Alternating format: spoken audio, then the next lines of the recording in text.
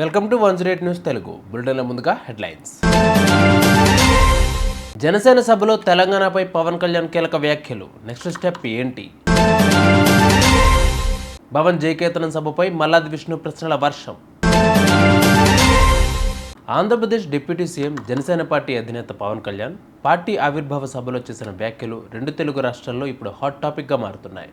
ప్రస్తుతం ఆంధ్రప్రదేశ్లో చురుగ్గా కార్యకలాపాలు సాగిస్తున్న జనసేన పార్టీ తెలంగాణలో అంత యాక్టివ్గా కనిపించడం లేదు.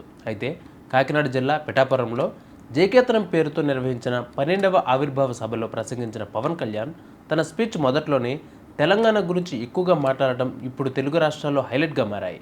జనసేన పార్టీ జన్మస్థలం తెలంగాణ అని, కానీ కార్యస్థానం మాత్రం ఆంధ్రప్రదేశ్ అని పేర్కొన్నారు. తెలంగాణ కోటి రత్నాల వీణ అంటూ తన స్పీచ్ను కొనసాగించారు. బలమిచ్చి నడిపినట్టి నా తెలంగాణ కోటి రతనాల వీణ, నా తెలంగాణ కోటి రతనాల వీణ. అలాంటి కోటి దివిటీల క్రాంతి జ్యోతి తెలంగాణకు ఆ రోజున కరెంట్ షాక్ తగిలి చనిపోబోయిన నాకు కొండగట్టు ఆంజనేయుడి దయ, తెలంగాణ అన్నదమ్ముల దీవెన, నన్ను ప్రేమించే ప్రజలందరి దీవెన నాకు పునర్జన్మనిచ్చింది తెలంగాణ భూమి. అలాంటి తెలంగాణ నేల తల్లికి నా వందనాలు, హృదయపూర్వక వందనాలు. గతంలో తాను కరెంట్ షాక్తో ప్రాణాలు కోల్పోయే పరిస్థితిలో కొండగట్టు ఆంజనేయ స్వామి దయతో ప్రాణాలతో బయటపడినట్లు వెల్లడించారు. అంతేకాకుండా గద్దర్ గురించి తనకున్న అభిమానాన్ని వెల్లడించారు. ఈ సందర్భంగా దాశరథి కృష్ణమాచార్యుల గురించి గుర్తు చేసిన పవన్ కళ్యాణ్ దాశరథి సాహిత్యం చదివి తాను ప్రభావితం అయినట్లు తెలిపారు. రుద్రవీణ వాయిస్తా, అగ్నిధారలు కురిపిస్తాం అనే మాటలు నిజం చేశామని ఈ సందర్భంగా పవన్ కళ్యాణ్ వెల్లడించారు. ఇక దేశంలో ప్రస్తుతం జరుగుతున్న భాషా వివాదం పైన పవన్ కళ్యాణ్ పరోక్షంగా స్పందించారు. బహుభాషాలే భారతదేశానికి మంచిదని పేర్కొన్న జనసేనాని తమిళనాడు సహా అన్ని రాష్ట్రాలకు ఒకే సిద్ధాంతం ఉండాలని తెలిపారు. అయితే పవన్ కళ్యాణ్ చేసిన వ్యాఖ్యలు ఇప్పుడు ఆంధ్రప్రదేశ్తో పాటు తెలంగాణలోనూ చర్చకు దారితీస్తున్నాయి. ప్రస్తుతం ఆంధ్రప్రదేశ్లో అధికార కూటమిలో ఉన్న జనసేన పార్టీని తెలంగాణలో కూడా క్రియాశీలకంగా మార్చేందుకు సిద్ధమవుతున్నట్లు విశ్లేషణలు వస్తున్నాయి. తెలంగాణలో కూడా జనసేన పార్టీని విస్తరించే దిశగా జనసేనని దృష్టి పెట్టనున్నట్లు ఈ వ్యాఖ్యల ద్వారా అర్థమవుతోంది. అన్నీ కుదిరితే తెలంగాణ జనసేన పార్టీ వర్గాల ద్వారా వచ్చే సూచనలతో మరికొన్ని రోజుల్లో జరగనున్న తెలంగాణ స్థానిక సంస్థల ఎన్నికల్లో పోటీ చేసే అవకాశాలు ఉన్నాయనే వాదనలు కూడా వినిపిస్తున్నాయి. ఆంధ్రాని తెలంగాణ విభజన సమయంలో తెలంగాణ ఇవ్వకపోతే మేము ఈ భారతదేశానికి సంబంధించిన ఒక అన్న స్టేట్మెంట్లు చూసాం, అలాంటి నాయకుల్ని చూసాం. ఆంధ్రాని విభజిస్తుంటే ఆంధ్ర వాళ్ళు మేము ఇక్కడ సంబంధం లేదు, మేము భారతదేశంలో ఉండమన్న స్వయం నాయకులు నా దగ్గర అన్నారు. అంటే తెలంగాణ ఇవ్వకపోయినా ఆంధ్ర ఇవ్వకపోయినా విడగొట్టినా మేము భారతదేశంలోంచి విడిపోతామన్న మాటలు మీరు ఎలా మాట్లాడతారు? అంటే ప్రతి ఒక్కరికి కోపం వచ్చినప్పుడల్లా కట్ చేయడానికి భారతదేశం ఏదైనా కేక్ ముక్కండా మీ అందరికీ? కట్ చేయడానికి భారతదేశ సమగ్రతని విధ్వంసం చేయడానికి ఒక్కడు ఉంటే నాలాంటి వాళ్ళు 10 కోట్ల మంది బయటకు వస్తారు. తస్మాత్ జాగ్రత్త. బలమిచ్చి నడిపినట్టి నా తెలంగాణ కోటి రతనాల వీణ, నా తెలంగాణ కోటి రతనాల వీణ. అలాంటి కోటి దివిటీల క్రాంతి జ్యోతి తెలంగాణకు ఆ రోజున కరెంట్ షాక్ తగిలి చనిపోబోయిన నాకు కొండగట్టు ఆంజనేయుడి దయ, తెలంగాణ అన్నదమ్ముల దీవెన, నన్ను ప్రేమించే ప్రజలందరి దీవెన నాకు పునర్జన్మనిచ్చింది తెలంగాణ భూమి. అలాంటి తెలంగాణ నేల తల్లికి నా వందనాలు, హృదయపూర్వక వందనాలు. ఇది మన 11వ సంవత్సరం, వారు 11కి అంకితం చేశాం.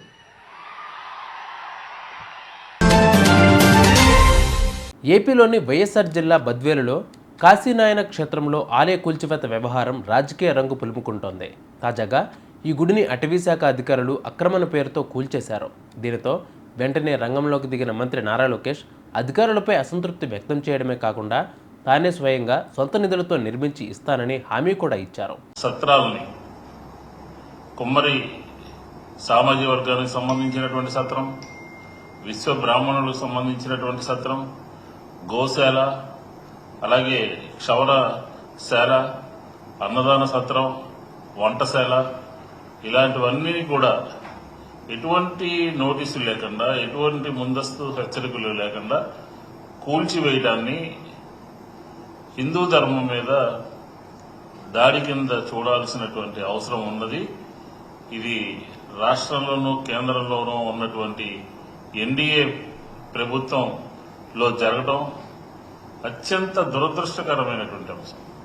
దురదృష్టమే కాదు, అసలు ఈ ఫారెస్ట్ డిపార్ట్మెంటు ఎవరి కన్సర్నల్లో పనిచేస్తుంది, ఎవరు దానికి ఆంధ్రప్రదేశ్లో మంత్రిగా ఉన్నారు అని చెప్పి మనం ఒకసారి పరిశీలిస్తే ఈ కాశీనాయన జ్యోతి క్షేత్రం కూటమి సర్కారు విధ్వంసకర చర్యలకు, ఆధ్యాత్మికవేత్తల్ని ఆశ్చర్యపరిచే విధంగా, భక్తుల యొక్క మనోభావాలు దెబ్బతినే విధంగా రాష్ట్ర ప్రభుత్వం పనిచేస్తుందని చెప్పచ్చు.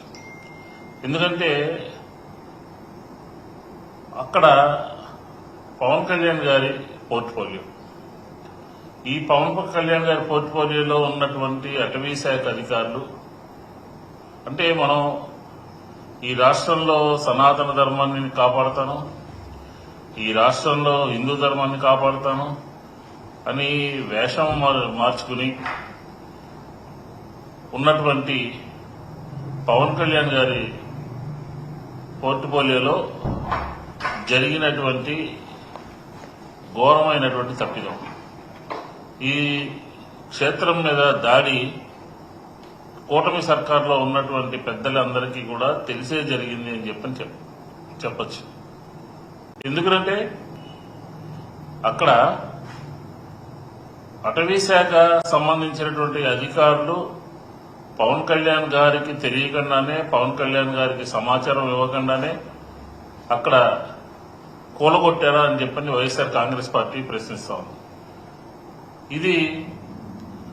దీని ఇలా జరుగుతుందని తెలిసిన తర్వాత, ఇలా కూలగొట్టబోతున్నారు, ఇంకా కూలగొడుతున్నారు అని చెప్పి తెలిసిన తర్వాత వైఎస్ఆర్ కాంగ్రెస్ పార్టీ తక్షణమే స్పందించి ఆ ప్రాంతంలో ఉన్నటువంటి ఎమ్మెల్యే కానీ, ఎమ్మెల్సీలు కానీ, ఆ ప్రాంతానికి సంబంధించినటువంటి వైఎస్ఆర్ కాంగ్రెస్ పార్టీ నాయకులు కానీ, పార్లమెంట్ సభ్యులు కానీ అందరూ కూడా పోయి ఇమ్మీడియట్ గా సందర్శించి ఇది చాలా ఘోరమైనటువంటి తప్పిదం జరుగుతుంది.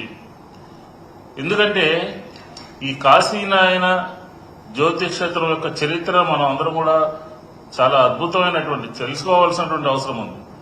ఆయన పక్కనే ఉన్నటువంటి నెల్లూరు జిల్లాలో ఉదయగిరి నుంచి యతిరాజు గురవయ్య అనే ఆయన దగ్గర ఆధ్యాత్మికమైనటువంటి ఆత్మజ్ఞానాన్ని పొంది ఆ ప్రాంతంలో చిన్నపిల్లలకి విద్యాభావం చేస్తూ, ఆధ్యాత్మిక చింతనని కొనసాగిస్తూ, అన్నదానం చేసే విధంగా ఆయన దాన్ని అక్కడ రూపొందించడం జరిగింది.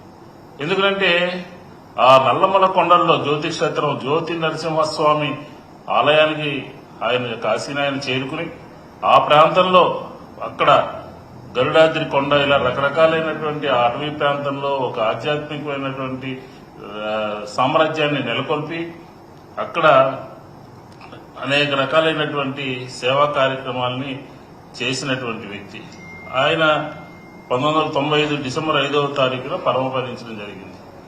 అంటే 100 సంవత్సరాల పాటు ఆయన ఆధ్యాత్మిక చింతన కోసం, భక్తిభావం కోసం, సేవా తత్పరత కోసం ఆ ప్రాంతంలో ప్రతిగా నిలిచినటువంటి ఆయన యొక్క పరంపర కొనసాగుతున్నటువంటి తరుణంలో ఆయన చనిపోయారని తెలిసిన తర్వాత ఆయన దగ్గర ఉండేటటువంటి ఒక గోమాత 3 రోజుల పాటు కుమిలి అది కూడా చనిపోవడం, ఆ ప్రాంతంలో ఆయన కొనసాగించినటువంటి ఆయన తీసుకొచ్చినటువంటి అన్నదానాన్ని కొనసాగించడం, ఇవన్నీ కూడా ఏంటంటే ఒక ఆధ్యాత్మికమైనటువంటి ప్రతీక కేంద్రంగా నిలిచాయి అని చెప్పచ్చు. ఇలాంటి గొప్ప క్షేత్రం మీద అటవీ శాఖ అధికారులు దాడులు చేసినటువంటి కూలగొట్టినటువంటి 10 రోజుల తర్వాత అంటే మొన్న దీని మీద రాష్ట్ర ప్రభుత్వానికి సంబంధించినటువంటి లోకేష్ గారు స్పందించారు. ఆయన 10 రోజుల తర్వాత స్పందించి నా ఖర్చులతో నేను ఏదో చేస్తానని చెప్పని మాట్లాడటము అంటే ఎండోమెంట్స్ మినిస్టర్ నేను అసెంబ్లీలో మాట్లాడతారు. దీన్ని అంటే 10 రోజుల తర్వాత మీరు స్పందించారు అని అంటే అది ఎందుకని మీరు ఇమ్మీడియట్ గా అసలు కింద ఈ ప్రభుత్వం కానీ చంద్రబాబు నాయుడు గారు కానీ ఈ ప్రభుత్వంలో పెద్దలు ఏం చెప్తారు? ఏ మున్సిపాలిటీలో ఏ డివిజన్ లో ఏ లైట్ చెడిపోయిందో ఎక్కడ ఏం జరిగిందో కూడా తెలుసుకునేటటువంటి సామర్థ్యం ఉంది, మాకు టెక్నాలజీ ఉంది, మేము టెక్నాలజీతో చేస్తున్నామని చెప్పని మీరు ఒక పక్క చెప్తా ఉన్నారు కదా. ఇంత పెద్ద కూలగొట్టుడు ఇంత పెద్ద డిమాలిషన్ జరుగుతూ ఉంటే మీరు ఎందుకని ముందస్తుగా ఆపలేకపోయారు? మీకు దేవుడన్నా భక్తి లేదా? ఆధ్యాత్మికమైనటువంటి కార్యక్రమాలని కొనసాగించాలని చెప్పని మనసు లేదా? ఇది పూర్తిగా రాష్ట్ర ప్రభుత్వం యొక్క వైఫల్యం అని చెప్పని ఈ సందర్భంగా చెప్పొచ్చు.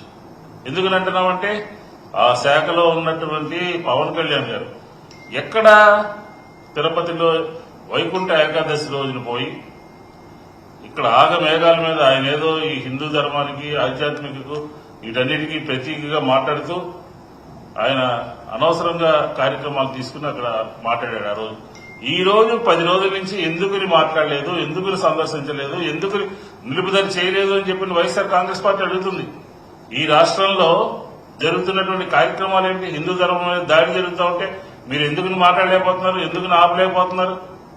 డ్రామాలు ఆడతారా? అసెంబ్లీ వేదికగా డ్రామాలు ఆడుతున్నారు.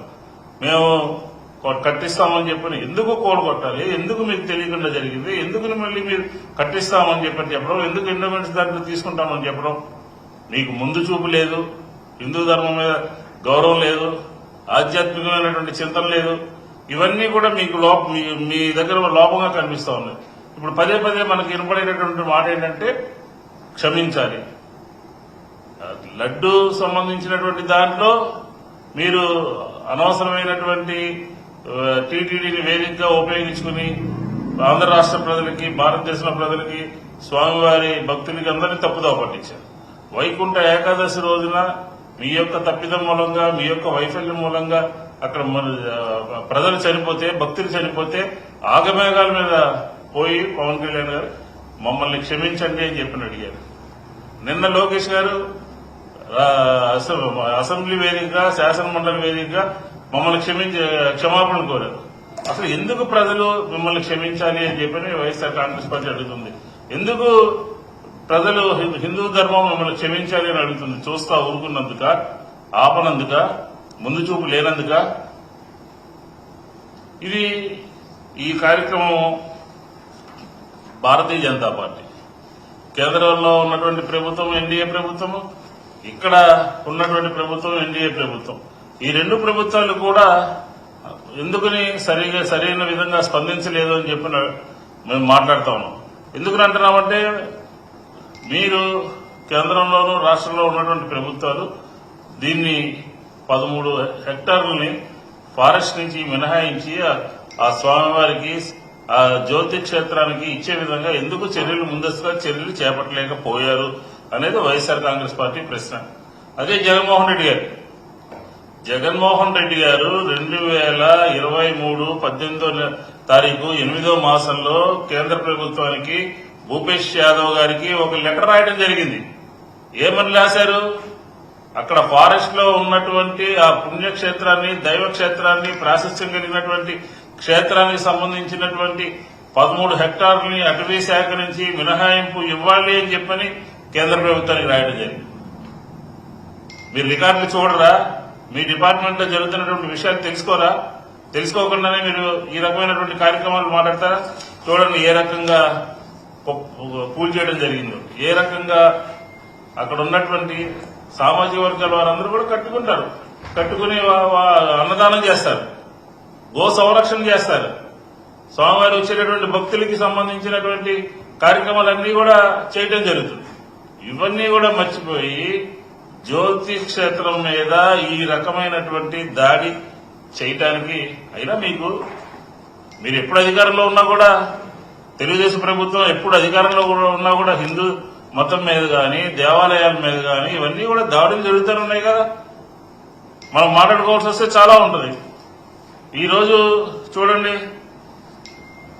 అక్కడ ఆ ప్రభుత్వం సంబంధించినటువంటి తెలుగుదేశం ప్రభుత్వం ఉన్నప్పుడు ఆ తెలుగుదేశం ప్రభుత్వ హయాంలో గుళ్ళు కూలగొట్టడం జరిగింది విజయవాడ వేదికగా. అలాగే కృష్ణా పుష్కరాల్లో గుళ్ళు కూలగొట్టారు. గోదావరి పుష్కరాల్లో అక్కడ ప్రజలు ఎంతమంది చనిపోయారో మనకు తెలుసు. అక్కడ జరిగినటువంటి 1000 కాళ్ల మండపం, తిరుపతిలో 1000 కాళ్ల మండపాన్ని మీ హయాంలోనే కూల్చేయడం జరిగింది. చూసారుగా, ఇవి వాళ్ళ బులెటిన్ అప్డేట్స్. మరిన్ని అప్డేట్స్తో మళ్ళీ మీ ముందుకు వస్తాను. అంతవరకు కీప్ వాచింగ్ 108 న్యూస్ తెలుగు.